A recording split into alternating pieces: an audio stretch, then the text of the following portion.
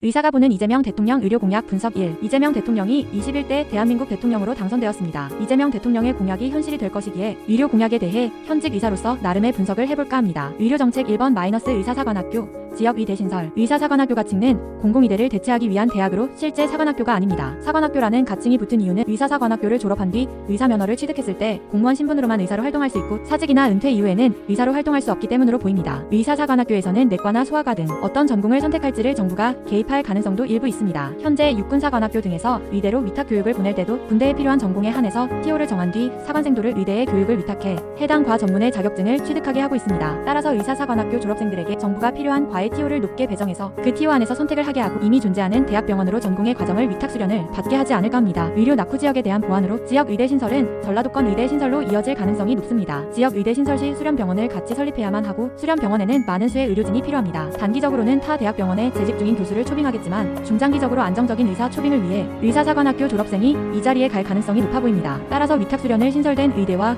수련병원에서 같이 담당하지 않을까 싶습니다. 의사사관학교에서 졸업하는 의사들은 주로 의료 취약 지역이나 위험도가 높은 필수과에서 의료행위를 할 가능성이 매우 높습니다. 하지만 공무원 신분이기에 공무원의 급여 체계에서 벗어날 수 없습니다. 지역 의료원에서 일하는 의사는 공무원 신분이 아니기에 높은 급여를 받을 수 있지만 신분 자체가 공무원이라면 5급 공무원에 준하는 급여와 대우를 받게 될 가능성이 높죠. 하지만 문제가 되는 것은 의료소송입니다. 공무원 신분이더라도 의료행위에 대한 책임은 국가가 지는 것이 아니라 행위를 한 의사가 지게 됩니다. 따라서 현재 많은 의사들이 위험한 의료행위를 기피하는 이유인 의료소송이 의사사관학교 출신 의사에게는 더 빈번해질 가능성이 높습니다. 의사사관학교 출신 의사가 아닌 의사들도 의료소송은 많은 비용과 스트레스로 고통스러워합니다. 하지만 의사사관학교 출신 의사는 이런 고통 이외에도 다른 문제에 직면하게 됩니다. 그 이유는 공무원이라는 신분 때문입니다. 의료소송은 형사소송과 병행되는 경우가 제법 있습니다. 형사소송 결과에 따라서 공무원은 추가 징계를 받게 됩니다. 개인의 일탈 행위로 생긴 의료소송이라면 이런 징계도 감수해야겠지만 정상적인 의료행위 중에 발생한 의료소송이나 형사소송도 있고 이런 소송이 누적된다면 공무원으로서의 삶도 의사로서의 삶도 크게 흔들리게 될 겁니다. 이뿐만이 아니라